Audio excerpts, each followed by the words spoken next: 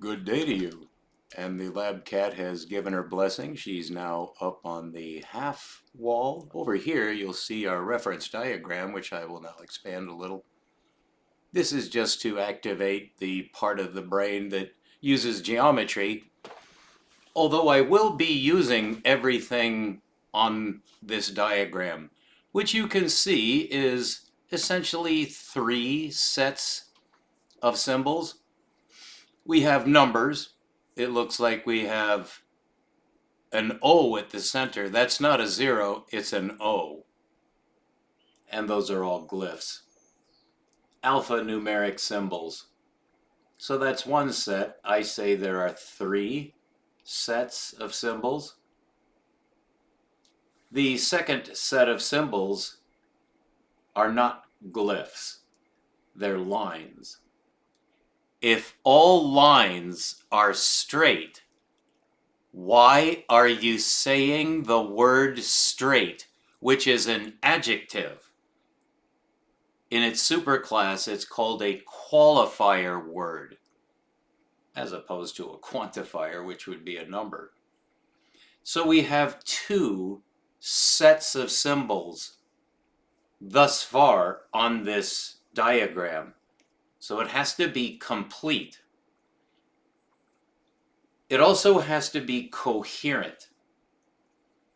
When you say line, you've introduced the concept of curvature.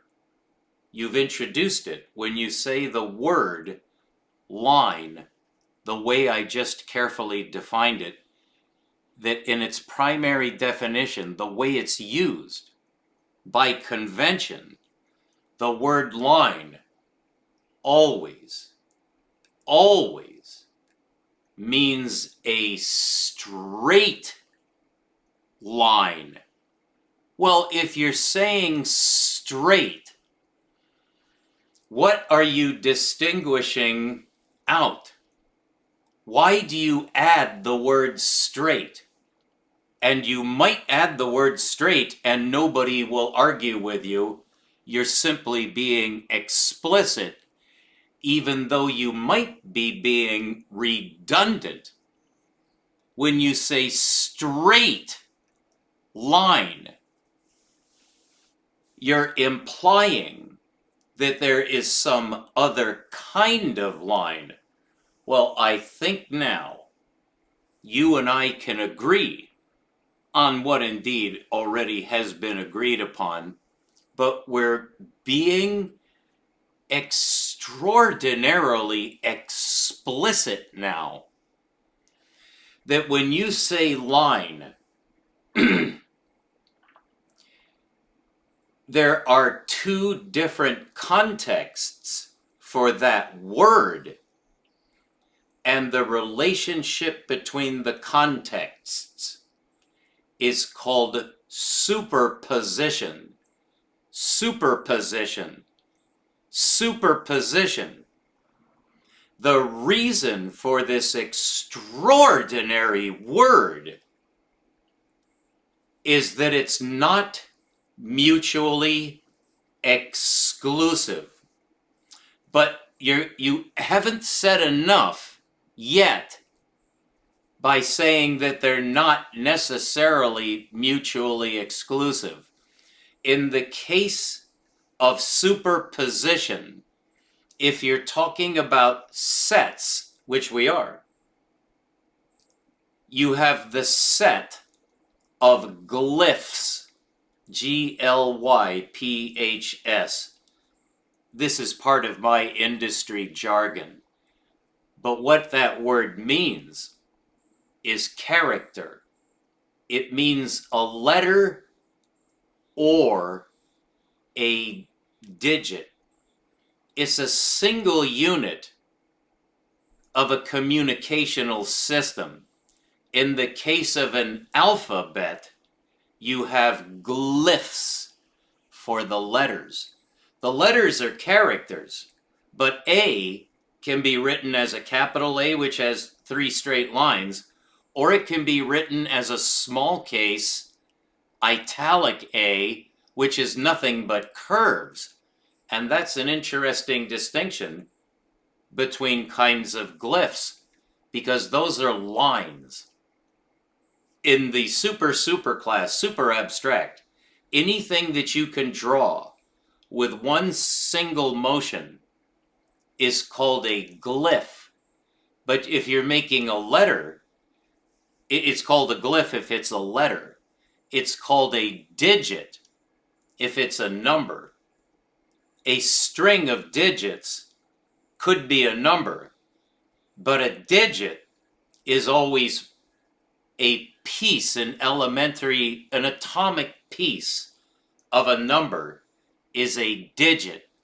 And what does a digit and a letter have in common?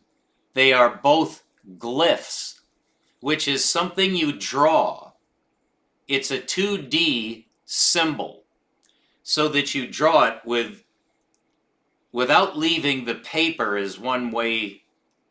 But then you get into diacritical marks, such as the French accent grave and accent acute.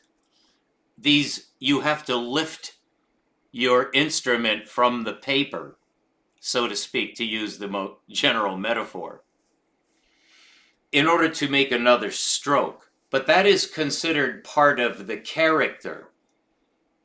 It would be made of two glyphs, but that would depend on how you define glyph. What I want to define is a line, and a line can only have one definition if you want to get everything. So this is the correct definition of a line. And I will show to you, as part of this definitional sequence, that this is the only correct definition of a line. If you want to remain consistent throughout the development of your system, which in this case is going to be this diagram, we want to understand what this diagram is telling us. But in order to talk about it, I have to introduce definitional terms for what we're looking at. So to begin with, what we're looking at in this diagram over here, excuse me, in this diagram over here, we have 3 concentric circles. What I am saying now is that those circles are lines. Those are lines. That a circle is a line. And it's a specific kind of line, and there are only 2 kinds. And you see both kinds in this diagram. So there is one set of glyphs that's divided into 2 parts. One are the numbers, that is, the first set of symbols. And I don't want to say symbols, I want to use the more superclass word, objects. What is on this diagram? I am saying that there are 3 sets of objects. One of the sets of objects is the symbols, and the symbols can either be alphabetic characters, and you see one of them, and there's only one in this set. There's only one alpha character, but there are 4 alphanumeric characters. So these make one set comprising 2 sets. And that simple superposition that you can actually give a much better name to, because it doesn't fulfill all the requirements of superposition. It's simply hierarchical, where inside of a set, you can have sets. And that's called a hierarchical structure of sets. That leads to some paradoxes, by the way, when you get to the empty set. And that has been argued for over 150 years, is the construction of a set. And it's called set theory. and it gets into all kinds of fancy-dancy territory that turns out to be homing in on a most delicate and critical subject. And it's hard to get at. So that's where we get the convolutions and involutions of set theory, on which entire books, entire libraries have been written on set theory. I'll just say thousands of papers have been written on set theory. What I am using is what is called the naive definition of a set, such that this diagram, which we want to explore geometrically and mathematically, consists of either 1, 2, 3, or more sets of objects. If it's just one set of objects, it's the whole set of objects. So whatever is on that diagram is in sets, and those sets are finite for this diagram. But the elements of the set may either be taken from an infinite set or a finitized, notice the verb form, finitized set. There's quite a difference between an infinite set, such as the set of whole numbers is infinite because there's no upper bound, because you can always add one. Add, in this sense, does not have the property of closure, although then it would depend on how you define closure. So without going off too deeply into mathematical theory, which is the topic of this video, is mathematical theory, in order to understand what is a number correctly, the idea in science is to get solutions. And we're homing in on a whole set of solutions, which it turns out can only be approached in the rigorous manner in which I am now engaged in proposing to you. So to start to move a little more quickly now, there are 3 sets of objects on this diagram. One of them are those 4 symbols, and the other 2 sets are the 2 sets of lines. And this is critical, and now we're going to get to the definition of a line. Only this is a radical change from a Euclidean approach, except in the strict sense of using Euclidean logic. We will do the exact same sequence of steps that Euclid did. And I'll show you that the system that I am proposing for defining, this is simply to get definitions, but we're not going to begin with a Euclidean axiomatization. An axiomatization is of the same class of words, I should have to say, axiomatization. That is 7 syllables. Parameterization. These are 2 7-syllable words. So parameterization is the application of a metric to a space. This is an attempt to get a definition of a line such that the axiomatization of the system remains consistent to our goal, which is solutions. And that's a bit difficult to define. This is induction. I'm composing a new framework of approach to mathematics, numbers, geometry, and ultimately, as you will see, physics. So we begin with three sets of objects on this object.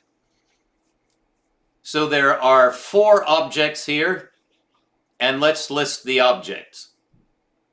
This is called a graph, or a diagram is the more general term. A graph is computational. We are not saying yet that this is computational, although I'll let the cat out of the bag. This is computation. You're looking at the definition of how to do computation. But this is so far quite ill-defined. What I did is I discovered the exact definition of a new axiomatization of this object, which is a plane. So the plane is an abstract object. Why do I say it's abstract when we all know what the plane is? Oh, do we? Well, how do you define a plane? Let me just let the cat out of the bag again. That's just a prompting question. You have to choose between two different ways of defining the plane. Again, depending on if you want to include this symbol called a lazy 8. A lazy 8 is an 8 that has been tipped over onto its side. And that, as you now know, is a character. It is a glyph. It is a symbol. It is not a numeric symbol, although it's superpositional and could be interpreted as a mathematic symbol. But it's really just a symbol for, and then what's the superclass for infinity? It's an imaginary quantity if it's interpreted as a quantity. When infinity is considered for the plane, it's the edge of the plane. And that would be infinite. The plane would be infinite. But you might not want to define the plane that way, because if you do, you have to cope with an imaginary quantity, and it will end up being a quantity, because you want to measure space. And when you do measure it, you need to get its dimensionality, which means you need to know its bound, because a geometric object has to be finitized. It has to be made finite, or it's not computable, because infinity is non-computable. There's a footnote to that has involved, again, library shelves full of books, because of the peculiar nature of imaginarity.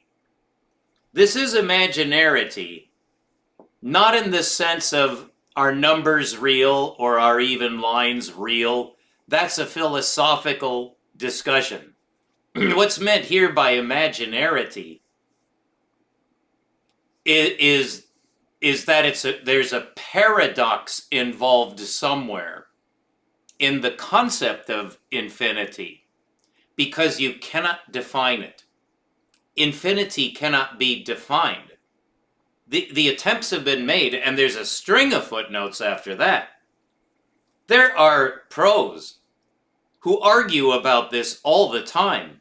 So whichever side I seem to take, I can assure you, we all must be aware of both sides of this difficulty, which is the nature of infinity, because it's imaginary in a way that confounds the system. So the first of the four objects here, in this case, an object might be a set. So the first object, which is not a set, it's simply a single object. It is the plane. But is it an infinite plane or not? We're not going to answer that right now, because this diagram is predicated on perhaps an infinite plane, but what we're actually seeing is a finitized part of the plane. And the edge of that finitized portion is the outer of the three concentric circles. That makes the outer bound of the space on the plane. And that particular space created by that particular object, called a circle, has certain characteristics relative to the circle. So that's a very abstract, I'm not trying to confound you, mislead you, or disappoint you, but it is critically necessary that I be so precise right now because of what you're about to hear. Nothing that I've said so far is challenging ultimately. It's tedious, or it may seem tedious, because we're rehashing things that you and I both presumably already know. This is such an important step in inductive science, is to rehearse what you do know in order to proceed on the right vector from the correct orientation with the correct strategy that will yield the result that you want. So to resume our sequence of 4 objects on this diagram, the plane is a finitizable object. The circle finitizes the plane because it has an interior. Okay, that should make sense. Now, there are 3 circles, and I'm going to say that that is a set of circles. So we have a plane with a set of 3 circles, but they're not overlapping circles, they're concentric. Concentric is a term, it's a relational term, and it has to do with pure structure. And what it means is kind of hard to define because symmetry is an extremely abstract notion. There are different kinds of symmetry, but symmetry always implies balance. There's a balance between 2 quantities in a symmetry. The quantity may not be numeric, and in the case of just circles, without giving them any numeric labels, just 3 concentric circles, those are symmetrical around their common center, and you should not say point here, because point is an extremely difficult word to define. And we're not going to begin with the Euclidean definition of a point, but we're not ruling it out. We're actually going to derive it. And you'll see the logic of this, but the nature of induction is that you might see the logic already, but the point of the proof sequence is to show that there is a relationship as stated. So this is what a proof is for. It's to establish the truth of a statement. You need a proof for that. So in the case of 3 concentric circles forming a symmetry around a center, we are not characterizing the center except in terms of the circle. And this is called a dual or dualistic definitional basis, that 2 things define each other. This is the case in electromagnetism, which never occur alone. Whenever there's an electric, and there's another interesting conundrum. I'll just say there is electrical force is the right way to say it. There's an electric force, but never is there an electric force without a magnetic force. And we'll get to that. That's physics. But those two cannot be defined except in terms of each other. And that is the definition of energy, and it is the definition of light. It's EM. It's EM. And the reason we say EM is that you have to say two things to say one thing. And electromagnetism could be more fully termed electromagnetic force relation. It's a relationship between two forces. That's electromagnetism. And light is a relationship between two forces when light could be defined that way. So, the nature of these circles is that they are symmetric around their common center. And now we're done with that tedious definitional step. So now we have a set of objects on the plane. We also have a set of glyphs. And we also have a set of straight lines. And those are straight lines. And the correct definition of a straight line is this. And this is the only correct definition of a straight line, which is called a Euclidean line. But that's a little, just accept that for now, but there's a footnote to that. But a straight line is a type. It's called a type, not a kind. Kind is too abstract. There are kinds of apples. But in this case, there are not kinds of lines. There are types of lines. There are only two. There are only two types of lines. One of the types of line is called a curve. And the most compactified definition of a curve is a circle. The reason the circle is a perfect curve, this may seem obvious, but to state it is critical.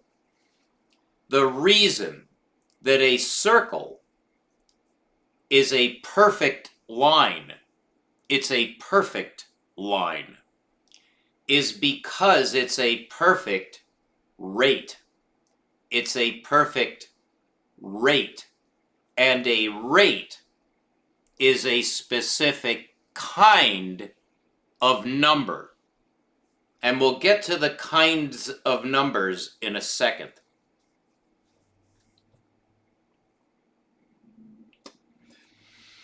So the circle is a line. What about the straight line? It is a line with zero curvature. Let me repeat that. A straight line is a curve with no curvature. It is a curve that has zero curvature. I prefer not to say zero here, although you can. The reason is I don't want to introduce the concept of zero. What the line has is no curvature.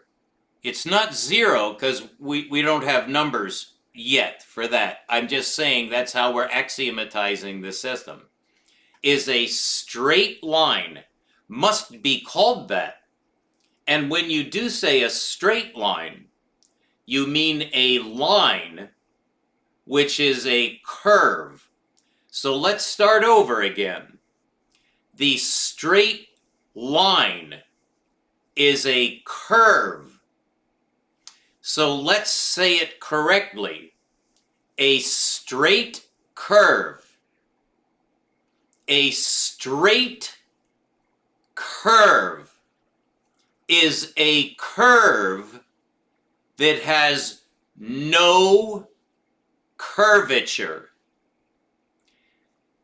A straight line can now be called a line if you understand implicitly that when you say line, you're saying curve. So a line is a curve. And you can use either word. But if you do say line, that is synonymous with a curve. So therefore, the correct definition of a line is that it is a curve. But now you can see you have to be more specific because it's hierarchical. Which comes at the top of the hierarchy? The word, that is the term, line, or the term, the word, curve. In our training in school, we all were taught the wrong hierarchy. The wrong hierarchy. All lines are curves. All lines are curves. And there's exactly one type of curve that is unique. Correct? Yes. So in the family of drawable objects, which could be a straight line, or it could be a circle, or it could be a parabola, or it could be a hyperbola, or it could be an ellipse, and those are the only lines. A parabola is an open line because it goes to two infinities. A hyperbola is also an open line because it also goes to two infinities. And when you evolute off of a straight line, the first thing you get if you begin at the infinities, the first thing you get when you evolute upwards in the vertical dimension off of a straight horizontal line, you evolute into the family of hyperbole. And the evolute continues up, you could see it. The two ends go up and you get a bow. So the two ends of infinity rise. And as they rise, they're going to a second infinity that is perpendicular to the horizontal infinity. So the horizontal infinity can be thought of as having two endpoints. And you lift. You lift both endpoints simultaneously, vertically. When you do that, it's the quantum jump into hyperbolic space. Because you have to lift the two infinities. That takes an infinite amount of force. So this is purely abstract. And this is called an evolution. It's called the evolute of the straight line to its conjugal. And this is how it happens. You have the line, and now you want to make curvature. How do you do that? You can do it in one of two ways. If you go up from the center, you'll make a dome that stretches to infinity. And it can be proved that that dome is also a partaker of the infinities. And so this is a paradox called the quantum jump. You don't do that, though, the way Kepler did it, the way Newton did it, the way Bošković did it, and the way all the mathematicians, geometers, and physicists have done this, if they know geometry, which Kepler certainly did. I would have to say so did Newton and so did Bošković. When you evolute off of the straight line to get your first curve onto the plane, you lift the two infinities, and that creates a hyperbola, which goes to two infinities, the endpoints of which are now vertically offset. And if you continue on upwards, you generate the family of hyperbole, and it ends at vertical infinity. And there is a Lagrangian at infinity. So you're lifting the two ends of horizontal infinity towards the vertical infinity, but the vertical infinity is one infinity, but you're lifting from two endpoints in a conjugal dimension. So when you reach the top, you're at infinity simultaneously on both sides of the arc, on both sides of the curve. They simultaneously reach infinity. At the moment that they reach infinity, it changes from the family of hyperbole to the solitary parabola. And the parabola is not a family. It's a single object that is the Lagrangian delimiter. It's the bound of hyperbolic space going to vertical infinity. And that is called the parabola. As soon as you pass infinity, you flip valence and you have a second quantum jump. The snap where the parabola changes now into the family of ellipses. And now you have an infinitely thin ellipse that's vertical. And that is the vertical asymptote of hyperbolic space. So that collapses, and that's called the collapse of the wave function. It's the collapse of the curvature function. You began the curvature function with a quantum jump at two antivalent infinities. As you go vertically, which is conjugal, not valent, it's perpendicular, you lift the two infinities to the positive y-axis infinity. When it reaches that infinity, the ceiling, and there's still momentum to pass infinity, you have to transcend infinity for this to close. And it's the inverse of the quantum jump. And that's the collapse of the wave function. So the quantum jump and the collapse of the wave function are conjugal. And I'll be showing you that. That's a direct insight. But don't worry, if that's gobbledygook for now, it won't be in a moment. All of this is incredibly precise, absolutely rigorous definitional basis for how to interpret this diagram. And it is a graph as well as a diagram. And I'll show it's extremely profound what's over here. But in order to see the profundity, you have to see the correct axiomatization and parameterization of the plane. And that's what we're doing. So the evolute of curvature goes through the family of hyperbole after the quantum jump. And then at the ceiling of infinity, there is the collapse of the wave function to the family of ellipses. And now instead of the momentum going up and off to vertical infinity, it snaps at infinity and starts to come back. And as it comes back, you might say that the universe flipped. The universe flipped. So you get to infinity, it flips, and it starts coming back. And as it comes back down, it's coming back down the center axis.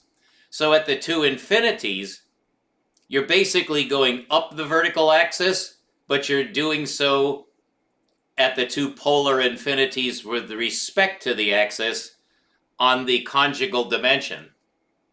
So the two infinities lift until they snap and come back.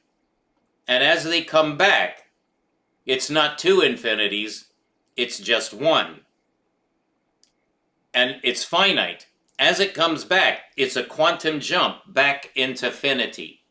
So you get to infinity, the whole system conjugates, and instead of the two infinities going up, the two conjugated infinities start to descend. And that's called the collapse of the line. And that's the diameter of a circle. So it begins as a very acute ellipse, and it starts to get fat and short. And as the ellipse collapses, that's called the family of ellipses. And that's conjugal with a family of hyperbole around the absolute parabola, which is a single object that divides hyperbolic space from elliptical space at infinity. So now the ellipse is closing, and it closes down to a circle. When does it do that? When does the ellipse become a circle? So the ellipse is shaped like this, and its diameter, its long axis, called the major axis, is collapsing.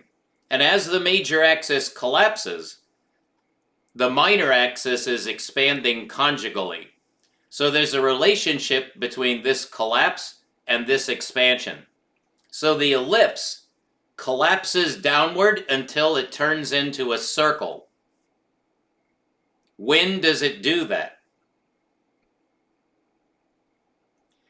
A most interesting question, really. It would depend on something. You would have to measure it. Well, how are you going to measure when it turns into a circle? So the circle has a very strange relationship to the parabola, because the parabola delimits the extent of hyperbolic space. It's the surface of hyperbolic space, and on the flip side, when it inverts to the antiparabola, which now makes a quantum jump downward to an ellipse. So the parabola collapses to an ellipse and keeps collapsing. It's collapsing vertically, correct? So it collapses vertically until the oblateness matches the acuteness. And when the acuteness, which is the vertical aspect, shrinks and the oblateness expands to where they're equal, that's a 1-to-1 proportion. And that is written as a fraction. So that we now have the numeric definition of the smallest number. And it is the definition of the circumference of a circle. So you now have a number for the circle. Which circle? The unit circle. And the word unit circle, that is the term unit circle, uses the word unit, but there are two ways to unitize the plane. And I just showed you the correct way to unitize the plane into a two-component number relation system. This is relational mathematics now, because the circle is a proportion between two metrics. The horizontal metric, which is linear, and the vertical metric, which is conjugally antilinear. And the Pythagorean theorem is how we get around that. That's in a nutshell. Take that with a grain of salt. Leave a comment if you want me to expand on that statement. The timestamp now, before editing, is 51 minutes. All right. I'll try to recall I'll put in a timestamp for this in the chapterization. So the circle is a very special object because it represents the smallest number in a two-component number system, where the smallest number is 1 over 1. And this changes slightly, superpositionally, our definition of smallest. Smallest. Smallest is the opposite of largest, but it depends on the space. How they're opposite. I am so sorry we have so many sirens in this town. Oh, they blessedly are going the other way. Okay, good. So conjugation and valency are two different things. Conjugation means orthogonal, right? That's orthogonal. Whereas valency is polar. It goes like this, rather than like this. It doesn't go like this. It goes like this. And those are the two conjugations of the plane in an extended use of the word conjugation. I use conjugation to refer to orthogonality because it's the mathematical, it's the functional definition of orthogonality is conjugality. I proved that, so that's the essence of my discovery in the mathematical sense. But we're approaching this geometrically. So now to return to our sequence of definitions so we can begin. We have 3 concentric circles with an overlaid grid. The straight lines are a grid, and that's all they are. They're not part of the space. And so I will prefer now to switch images. And here we have our preferred image for just looking at a circle without the encumbrance of that polar grid. We will return to that in a moment because those 3 concentric circles are the essence of this presentation. Here we have any circle. So there are no numbers here. Although we do know one of the numbers in this system. This is a overlap of 2 systems. You'll see 2 straight lines. These are the famous, very famous, diameter and radius, which are related, so you really should choose which one you want to use, because the relationship between the radius and the diameter, as you well know, is that the diameter is simply 2 radiuses. So it's 2r. So this could be relabeled r for the red line and 2r for the blue line. The blue line is extremely significant, so is the red line, and they're used in a slightly different way, whereby the diameter is a crucial geometric object, whereas the radius is crucial for parameterization. And so I will quickly rehearse what we all learned in basic geometry about the circle, which is that the worshipped, the worshipful, the holy unit circle, capital U, capital C, unit circle. Every mathematician knows what this is. It's when R equals 1. When R equals 1 for a circle, you can compute using calculus the circumference. You must use calculus to compute the circumference from the unit radius.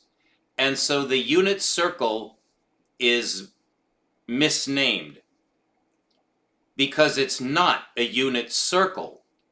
What it is is a unit radius. It's a unit radius circle. So the unit circle should be renamed, and I demand this. It is being renamed now. I'm renaming it. Whether that catches on or not is a matter of consensual whim. But a scientist does not back down from a true, even a system of approach. He will defend it if he thinks that he can to advantage, which is to get the truth, of course.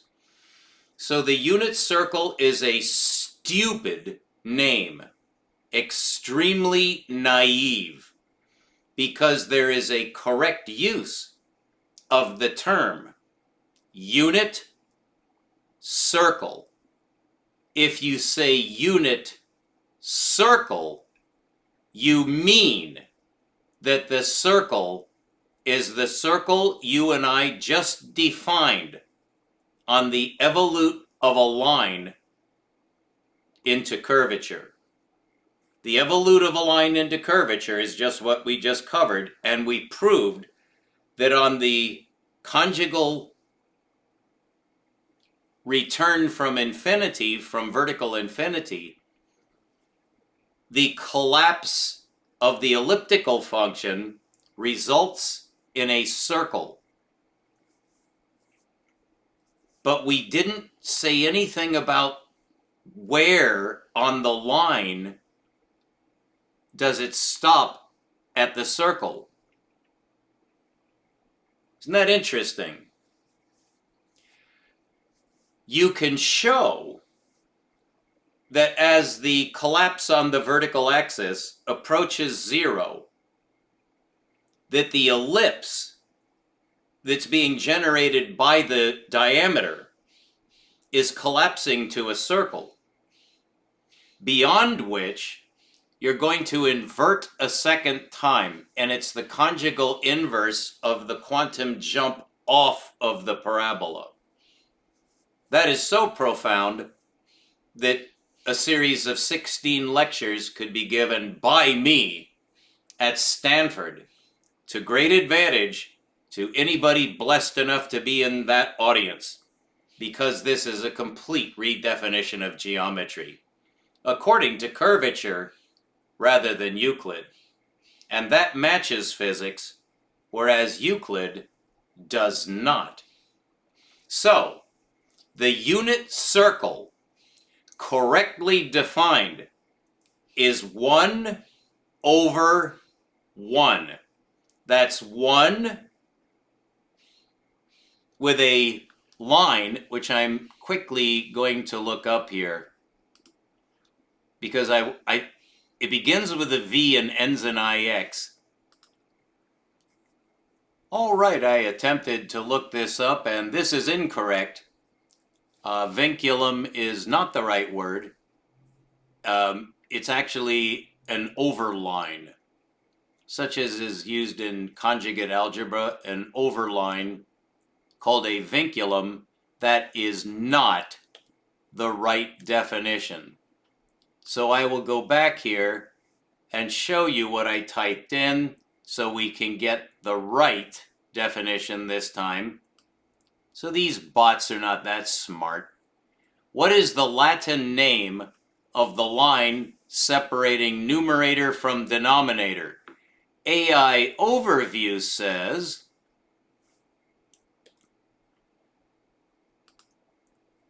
that is a vinculum. That is incorrect.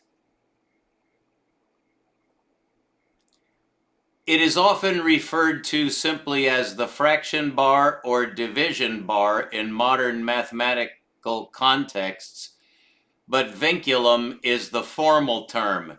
That is incorrect. So when we click on vinculum, we find out that nowhere in this definition is the line that separates numerator from denominator. So AI Overview fucked us up. And so did Wikipedia, if it goes along with the robot. So let's find out what is the right answer to what is that line called? Wikipedia states that oh, this is Reddit. They caught it. Vinculum, Latin for peterli montere, fetter, chain, or tie, is a horizontal line used in mathematical notation for a singular purpose. The most obvious answer is that the Wikipedia article is incorrect, but perhaps someone knows what peterli montere means. Let's see if we can get some more here. Oh, someone vandalized the page. It has been restored. Peterli is an app, and Monterrey is a city in Mexico. The one in California only has one R. So this is hell. There is a fine line between the denominator and numerator. That's not bad. That's a pretty good joke. The line between the two numbers in a fraction is called the vinculum. Well, then Wikipedia is wrong, and the Reddit readers are right. There's a difference between an obolus and a vinculum. Okay, I think we need to just check this. Obolus, O-B-E-L-U-S, is that indeed? Oh, no. No. What is the obolus in math? It means divided by. Oh, it's the little line with the two dots on either side of the line, which you may remember is a synonym for division. So that's incorrect. So it looks like it's called the vinculum, even though AI Overview is unaware of that fact, and Wikipedia gets it wrong. Well, that doesn't happen too often, I should have to say. Let's see what else we can find out from the good viewers at Reddit. I don't see.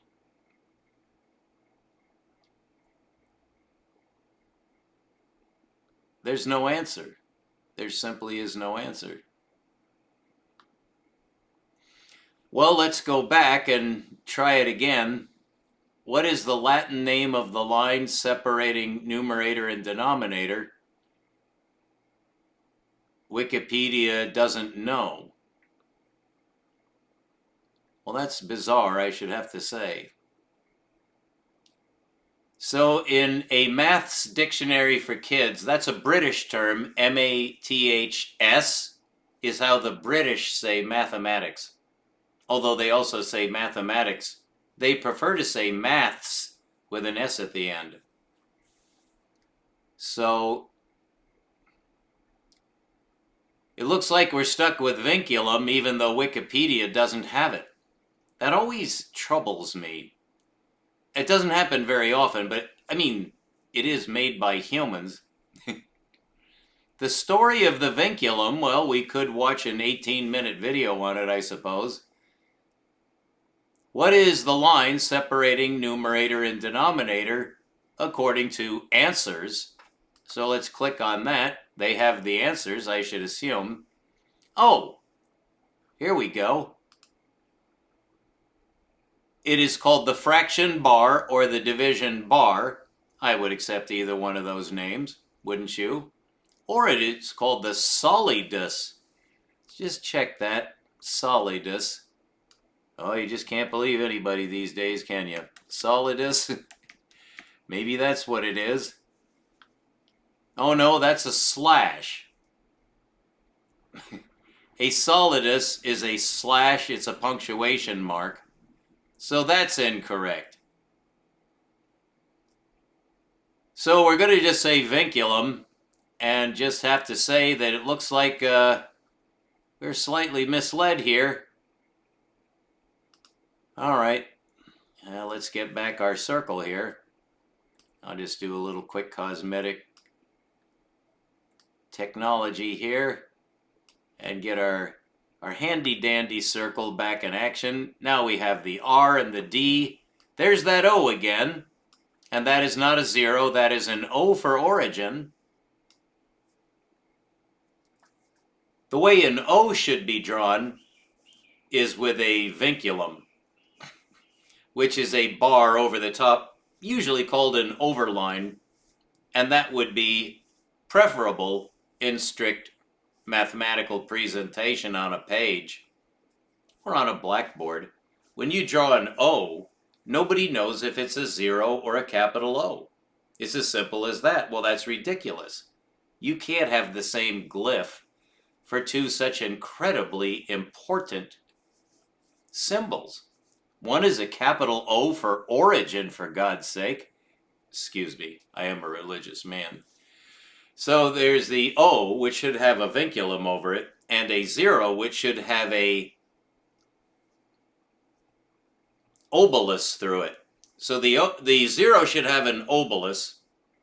I drew that the wrong way. Let me do that again. The zero should have an obelus. I did it wrong again. It should have an, here's the O. It should have an obelus through an obelus. I did it wrong again.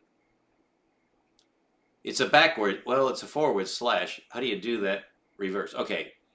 There's our zero right there. I'm about to do it wrong again. Is that right? Yeah. There's your obelus that you draw through the O. So that it's not an O, it's a zero, for fuck's sake. There. I think that's more American.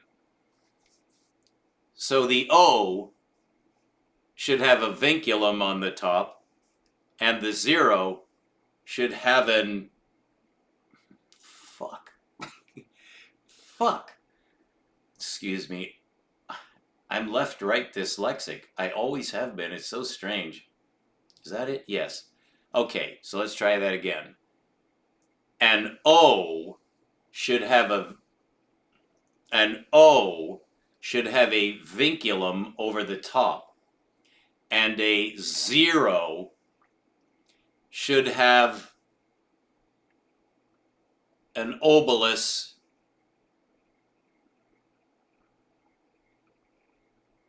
an O, a capital O, should have a vinculum on top.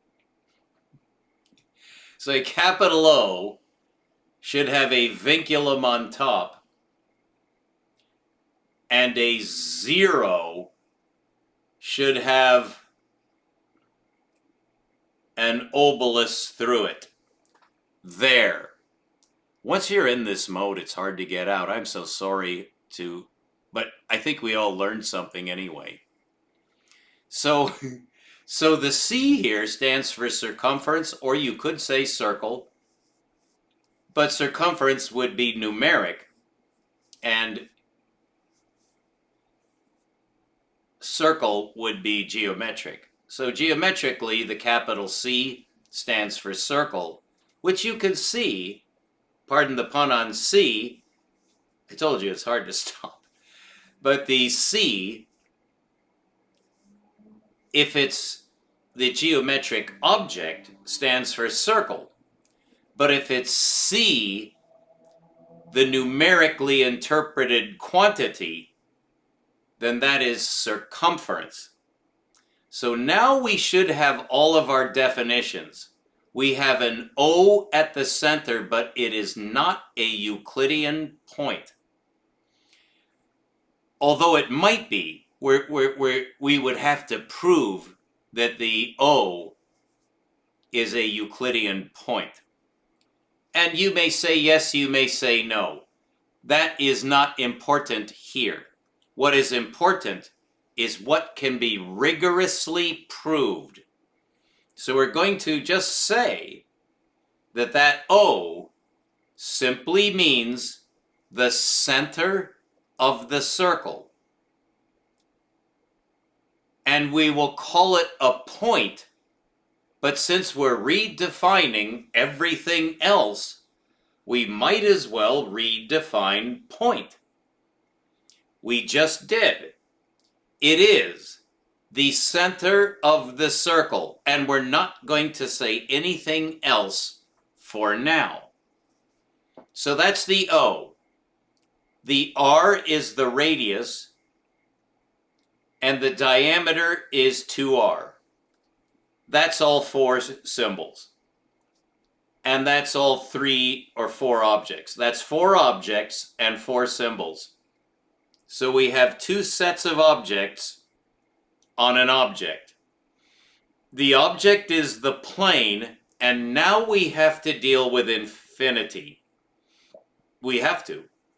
There's no way out of it. We have to face it completely. Infinity. Where is the infinity? It's at the edge. So where's the edge? It's out. It's out. You can see that the circle is embedded in a plane. Nobody argues that. But what is the plane? It's non-Euclidean. We are not saying that the plane is Euclidean. We are not saying that. It's not Euclidean. If you draw a circle on it and go out from the circle, you could say that you're going out in all directions. Well, you would have to make a quantum jump off the circle to do that. Well, you have to do a quantum jump to metricize a space, because a metric is a quantization. That's really critical, so I hope you understand the terms I'm using.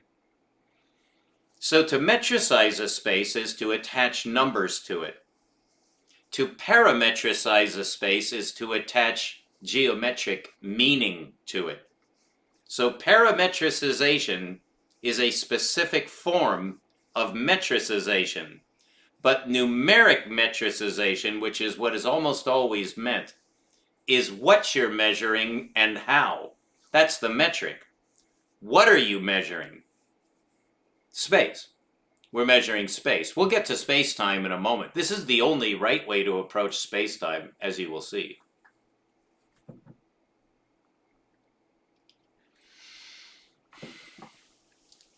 We're also getting to the numbers, and we have one number.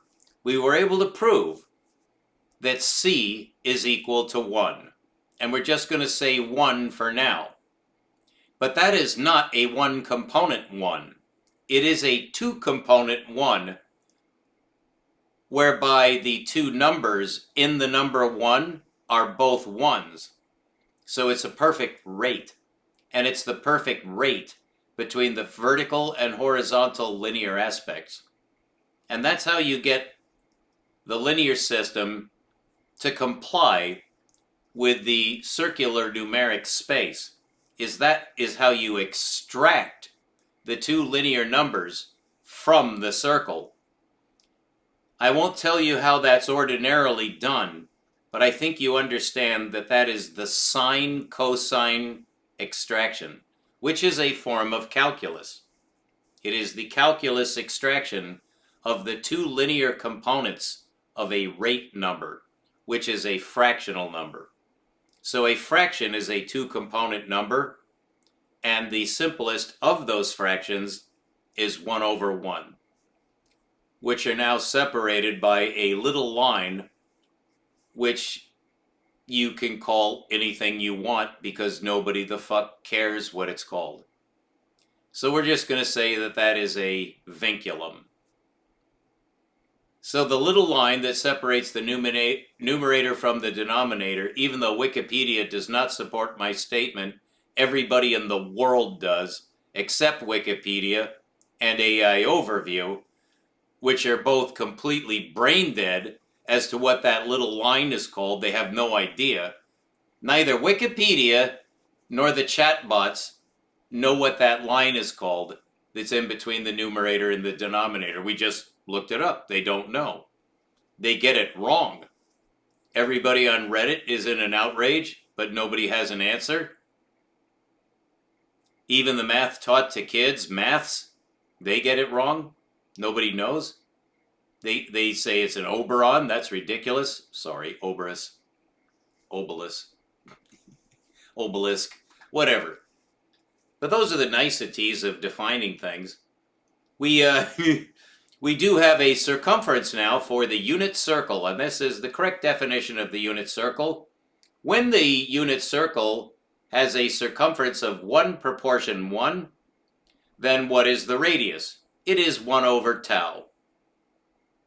And tau, for those of you who may be living under a rock at the bottom of the sea for the past 30 years, tau is the relationship between R and C.